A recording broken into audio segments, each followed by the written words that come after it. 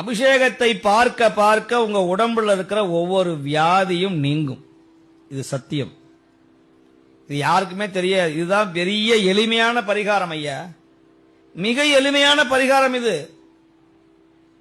உங்க உடம்புல எத்தனை வியாதி இருந்தாலும் ஒரு அபிஷேகத்தை பார்க்கணும். அந்த அபிஷேகத்துக்கு உங்களால் முடிந்த அந்த பங்கு இருக்கணும்.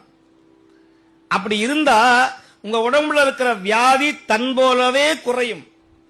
இன்னொன்னு இருக்கு, பரிகாரம் இருக்கு. உங்க உடம்புல வியாதிகள் இருந்தால் உழவார பணி செய்யணும். கோயில்ல போய் தட்டை கழுவணும், கோயில்ல போய் புல்ல பிடுங்கணும், கோயில்ல போய் சாக்கடையை தூய்மை பண்ணணும், அடியார்களுடைய அந்த கோயில்ல இருக்கிற குப்பையை அள்ளணும். அப்படி அல்ல அல்ல அல்ல உங்கள் வினை கழியும், கஷ்டம் ஒழியும், உடம்புல இருக்கிற வியாதி நீங்கும். இது உண்மை.